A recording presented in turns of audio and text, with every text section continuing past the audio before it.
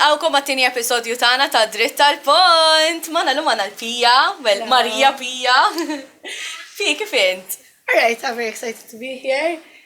Looking forward to getting to know all of this. Tajjeb, Pia, tidinna għala dwarek? Yes, mela jina Maria Pia, sjaf kulħadd. Palissa għedan studja Fashion Lemcast. Fadlna l-axħar few months.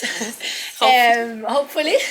In my personal life, jina inħobb ħafna I get into styling, kif ukoll my main goal hija li apart from styling nkun ukoll naf heat, which is why I'm here today. I'm a very nipprova nkun a light person u nħobb ukoll I love summer. I like to translate that into all the work that I do. I like to keep it positive, nipprova. Within our industry. Nipprovaw. Of course. Nipprovaw. Mela, fil-lum nixtieq nitkellem ħafna, you said, eżempju speċjalment, you're a designer, but you also work in styling. Nixtieq nitkellem ħafna tipo about how fashion is also a means of expression, something tipo to say or reflect the things we struggle on, u hekk. Però, first, I want to talk about your personal style. You have a very strong style in general. Thank you. How does this form into the expression of who you are? This was actually a question that I've been asked before and I've always struggled with because I don't like to restrict myself to one specific style. I felt like growing up, I felt like I needed to fit in to one style because, minix ġejja, I got into fashion. Dejjem kont żgħira, I've always expressed that I love fashion, pero qatt ma kont within the industry until 6 years ago. Before that, I was in law, so I wasn't exposed to this kind of environment. So I needed to find a style and stick to it biex nkun someone to define me. Allura, now that I've stepped out of that, veru qed napprezzaw nieħu gost nesplora tipi differenti ta' stili u nħalli il-burdata tal-ġurnata tirrifletti li ħanilbes. U nħoss li l-istil tiegħi mhux stil wieħed u ħafna stili fejn anke nħoss li hija xi ħaġa li tista' tirrelata miegħi li n-nies jistgħu jirrelataw miegħi l-istil tiegħi huwa kollox li nista' naħseb fuq jiena, ma nħobbx nillimita ruħi għal xi ħaġa waħda u nħobb li jekk illum qed inħossni hekk, mela llum ħanilbes hekk u jekk illum qed inħossni indie, I will wear that, jekk illum qed inħossni cowboy ħanilbes hekk. Jekk illum inħossni iktar dainty, I will translate that into what I wear. U nħoss li it's the best way to express myself. Ifhem tajjeb ħafna eżatt kif qed tgħid inti tipo qed turi bil-burdata tiegħek turi minn dak li għedha tilbes. I feel like that is your style fil-verità. Eżatt, il-burdata tiegħi. Eżatt, being expressive towards your clothing u tipo, ovvjament jena nara ħafna l-iskola u hekk, so I can see your different styles kif a lot of us, to be honest, nasab we go into that u hekk. Ovvjament dejjem ikollok dik il-ħaġa that defines who you are, imma like tipo your specific font in a way. Eżatt, naħseb imma xi affarijiet żgħar li jirriflettu jiena, xi affarijiet li tinnota li huma jiġu repetuti. Però huma affarijiet żgħar li nibni madwarhom, bażikament. Mbagħad kieku kien hemm stil naf li għadt li tipo you will see tipo according to the day u dawn l-affarijiet u hekk, però kieku kellek one style in particular to describe who you are. I think it would be streetwear. Streetwear. I love streetwear, pero mixed with a bit of a feminine edge. Not entirely streetwear. Per eżempju, x-xena li hemm Londra ta' streetwear hija something li nirrelata magħha ħafna, però nħobb inżid dik il-ftit daintiness, dik il-ftit feminine edge. U jinbidel ħafna minn sena l sena l-istil tiegħek. Iva, inħoss li jiena niġi influenzata ħafna minn nies li nagħmilha magħhom fil-perjodu ta' żmien li nkun qed ngħix fih. Ġifieri meta anke ma' nies li noħroġ magħhom on a daily basis, ġifieri jekk bħalissa qed nagħmilha ma' nies li huma iktar corporate, so to say, pereżempju, inħoss li niġi influenzata biex nilbes affarijiet iktar politi, iktar formali, però dejjem nibqa' nżomm dik xi ħaġa li tagħmilni jiena. So qatt ma jkun completely influenced by other people. Għalkemm isek xkultant naħseb anke l-fatt li għalkemm I want to stand out minn dak li nilbes u hekk, Pero I want to blend in ħarir. Eżatt, unfortunately, għax ħaġa li, pero nemmen li għax ħaġa tajba wkoll fl-istess ħin, għax taqqat issib in-nix ta' nies li huma tiegħek. Eżatt, vera. Dik żgur, speċjalment naħseb Malta, tipo tkun naqra kif ħanaqbad ngħid miġbuda milli tesprimi lilek innifsek kompletament. Le? Kif tħossok? Inħossni li jien qiegħda jekk qed tistaqsini inħossix limited. Eżatt iva. I've worked abroad u għex naqa iktar for a few days barra Malta u ħassejtni li kont iktar free fl-affarijiet li nista' nilbes. Għal sempliċi raġuni li Malta tant kemm żgħira li toħroġ xi ħadd ħajkun jafek żgur, jekk tilbes xi ħaġa li għalkemm nipprova ħafna li l-affarijiet li nilbes ma niġix influenzata mill-opinjoni tan-nies. Dejjem qiegħda f'moħħi u l-gowl wieħed mill-goals tiegħi huwa li nitgħallem li ngħid veru ma jipportanix. Però imbagħad ħabba li Malta hija żgħira hemm reputazzjoni li trid iżżomm. Ekku, le vera. Jiġifieri dik ukoll tinfluwenza x'nilbes jiena. Għalkemm anke bħala minn sena għal sena naħseb kollha kemm aħna improvejna and we are expressing ourselves in general. Yes, definitely. A bit more. Imma ħel naħseb dik dejjem dweren, at least anka jiena personalment, tipo anka xi noħroġ minn ġolbib ta' dar, tipo jien ngħix ħal-qormi. Tipo, seferi raħal.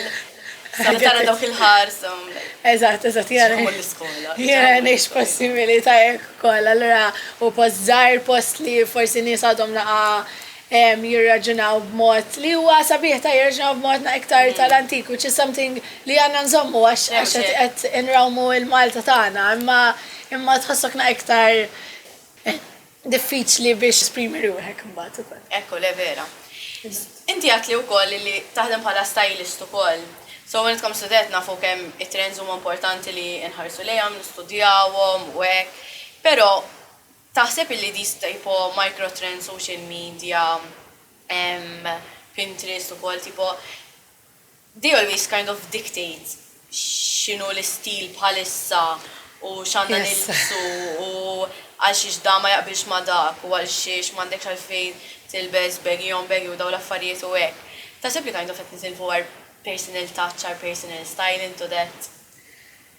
Dinja, veru mistoqsija diffiċli għalija, għax inħoss li biex ma titlifx il-personal style tijak, irrid ikun hemm bilanċ bejn it-tnejn.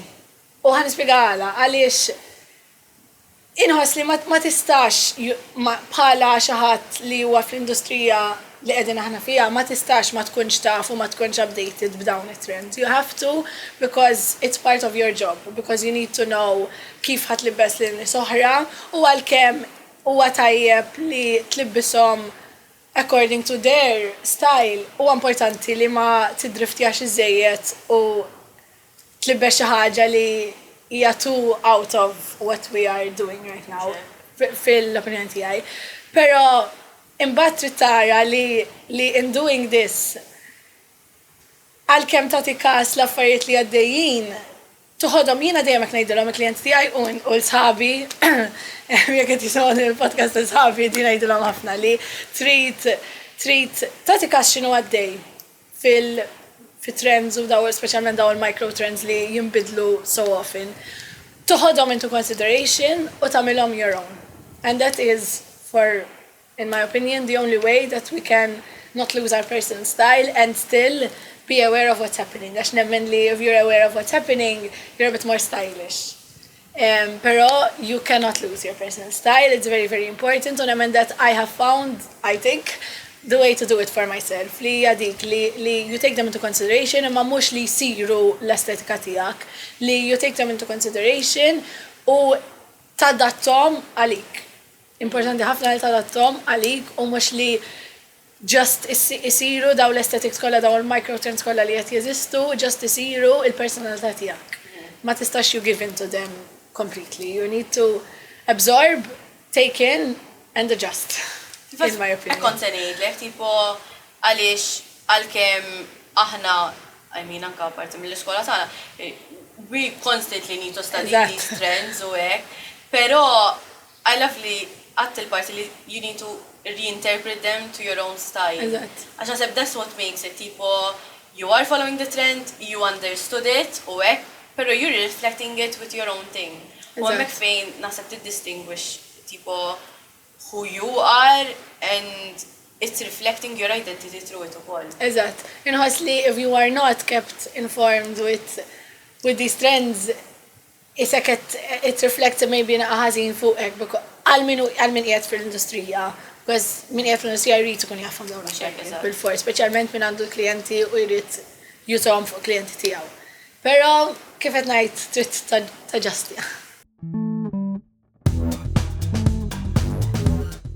Issa, we talked about these trends u qed ngħidu fuq dawn l-affarijiet u hekk, però issa for you specifically, a trend li you're just too tired of seeing. And I'm too tired of seeing. I love most trends, pero naħseb il-bomber jackets. Istra? Is something li għajajt naqra. Every year they come out in a slightly different variation. So ġili kunu iktar loose, ġili ek, pero veru nħoss li we are done from them u mannix inkomplu. High-waisted. High-waisted pants. Anything high-waisted.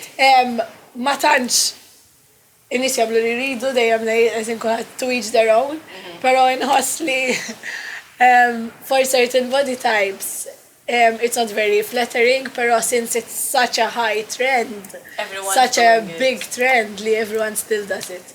Oh, I think we need to let it go. Fil-fatt, dik konseniet ukoll, tipo, you have to be, aħna għadna li, eżempju, aħna specifically, bil-fors, you have to know these trends, you have to follow them in some way or another. Pero, do you think you have to be interested in fashion to follow trends, or can you be interested in fashion but still not follow them? Two different things. Naħseb you can not be interested in fashion and still follow trends. I think it's very mhux follow trends again kif għat l-ewwel li we follow and adjust. I think it's very important for everyone to do that. To follow and adjust. Exactly, very important for everyone to be aware of these things. Pero ma naħsibx li you can be in fashion in this industry, specialment kif qegħdin issa u ma tkunx aware ta' dawn l-affarijiet. I think in doing that qed tonqos minn xogħolok mill-obbligu tiegħek. Again, not necessarily biex tużom, imma biex tkun tafhom, da isek qed tajt tabib u ma jafx il-mediċini. Mhux hekk eżatt. Mhux fl-istess grada, mhux fl-istess skala, imma trid tkun tafhom. Tipo, it is, I mean, at the end of the day, a trend is a tool. Ekon ta' ngħidlek, eżatt ekon ta' ngħidlek, it's a tool, and you need to know it. Whether you use it or not is up to you, and up to the way that you work. Pero trid tkun tafhom. U jekk ma tkunx tafhom, għax m'intix qed tagħmel biżejjed riċerka. U hawn ħafna platforms issa that help you to know these things, anka forecasting tal-affarijiet li ġejjin, l-affarijiet li ġraw, anka in knowing what was trending and what is trending will help you to know what will be trending u anka daw l-affarijiet daw trends. They come from current affairs, from current events. Ġifri, jekk tkun tafhom, you're also aware of your situation around you outside of fashion, which is also important. Le vera. You need to be self-aware, not self-aware, you need to be aware. Eżatt. U tipo l-istil, it says so much about you. So to have a trend that you're following, but you don't reinterpret it, kind of, it does dilute your style. Style says so much without, tipo, it communicates something in you, or tipo, in that, tipo, why is fashion such a means of communication without saying anything? Because there are so many people li express themselves differently than in just words. That fashion connects all those people and gives them a common outlet to say what they're feeling, to be themselves. I know, funnily enough, naf ħafna nies dil-industrija u xi kultant ikun waħda minnhom jiena li huma quite introverted, but they have impeccable style, and they say everything they need to say just with their style. Plus, don't you think, at least personalment, I think fashion is beyond style, beyond just something that we need to wear to protect ourselves. It's also very emotional. Yes. I do believe that. Inħoss ħafna, jiena personalment, u ħafna nies ma jifhmuwiex din, it's a reason I'm always late ukoll. I will not go out of the house jekk m'għandix outfit li mhux it doesn't kif għadt l-ewwel li nħobb I translate what I'm feeling that day. Pero even if it doesn't do that, but it needs to be me and it needs to make me feel good. Bil-fors, inkella minix se noħroġ mid-dar.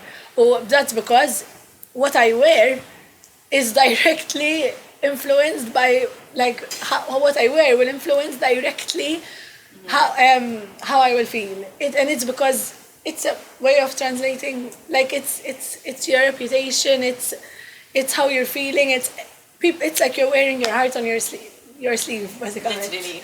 You know, I can hassa. It must be very exposed when I'm wearing clothes, basically, because it's how I feel. Vera. And not a lot of people see it that way, sorry.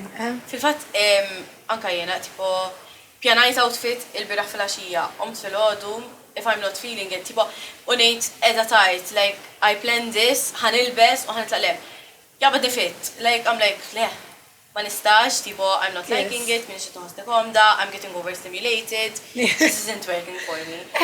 U inħos li, this is a feeling li mux ħafna nies għandhom milli qed nifhem. A lot of people aren't affected by what they wear, which is fine. Pero ma nifhimix. Le, but it's fine. Jena, like, inkun tart għal ximkien, missieri jgħat li, għaxam, like, ovvjament għandna mal kulħadd tart, għax probably sejnin, like, kollha flimkien, he's like, itfa xi ħaġa tlaq lil barra issa, tipo, like, get on with it. No, they can't really understand it, speċjalment nfat li hu missieri, li hu raġel, iktar u iktar. Però, I think, ma nafx, we make it forsi personal għax nistudjaw ħafna, we're very much in tune with it u kollox. Ma nafx, ma I have yet verxa ġurnalisti xi darba nistudja fuqha kif tista' toħroġ mill-bieb ikollok just jeans u flok. I understand comfort, because most people don't care about they wear because they want comfort.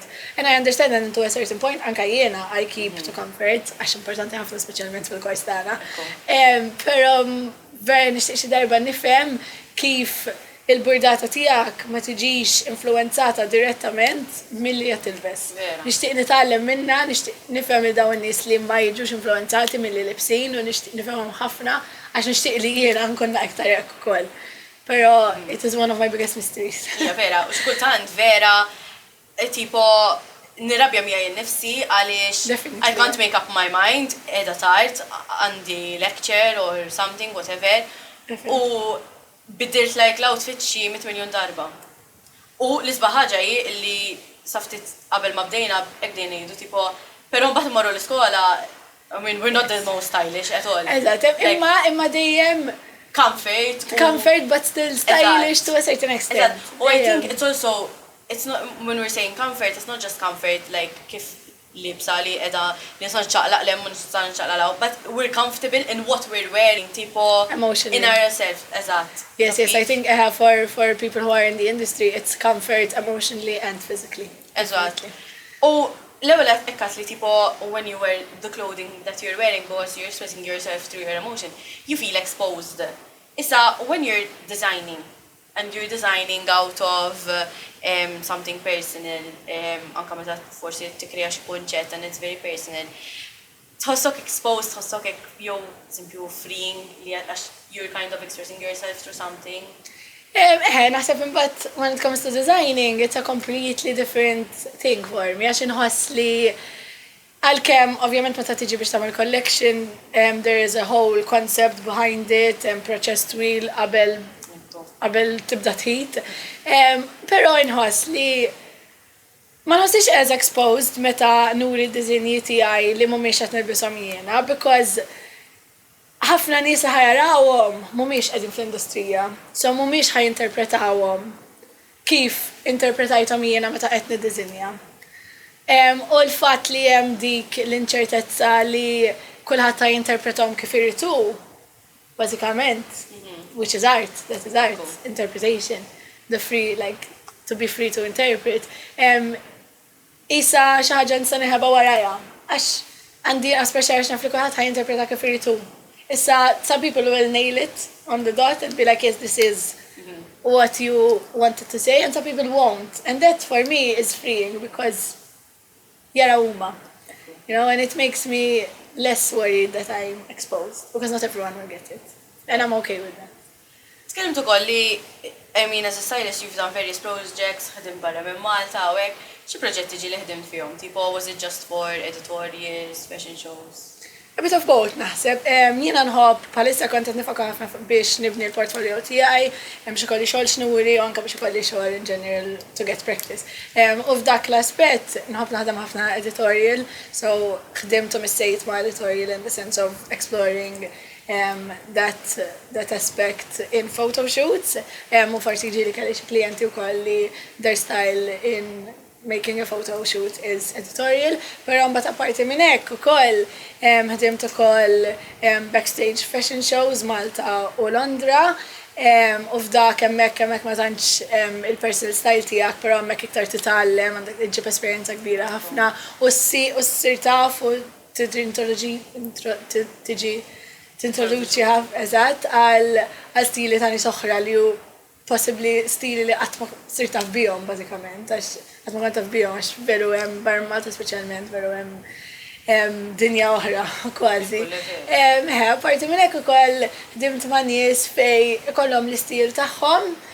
Irrid nlibbishom għal events, promotional, photo shoots, commercial, anything li hemm bżonn, fejn hemmhekk inħoss li we blend their style with a bit of mine, għax ovvjament il-klienti huma tiegħi so dejjem irid ikun hemm dak aspett fejn ikunu jafu minn min qed jaħdmu fejn it's recognizable li you did that job.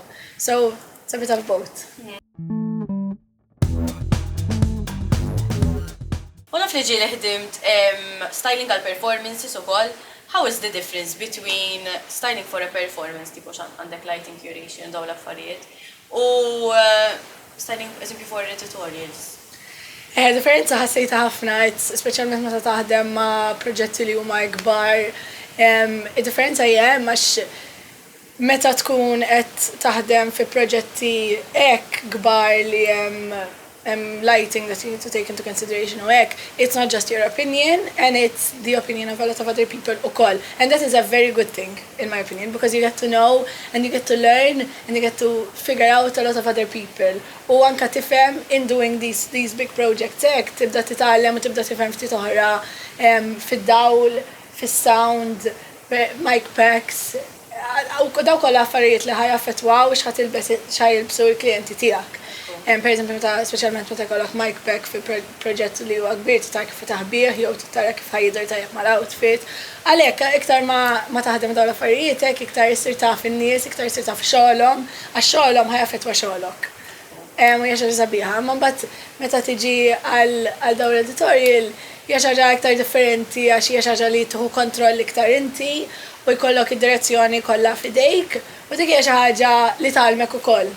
Għax meta jkollok id-direzzjoni kollha f'idejk, isu in a sense a creative direction process fejn titgħallem tmexxi x-shoot inti, tara x'hemm bżonn u dawn ma kollha affarijiet li meta tiġi biex taħdem man-nies, importanti li tkun tafhom. Ġifieri esperjenzi li għandek ħafna għal meta taħdem xogħol ieħor. Eżatt, u naħseb il-prattika vera importanti speċjalment fl-industrija tagħna. Għax it's a very much hands-on situation. So, yes, titgħallem l-odda kollha li għandek bżonn u kollox, but then you have to adapt to each and every situation on its own. Eżatt, l-esperjenza ġiba mill-industrija. Ekku.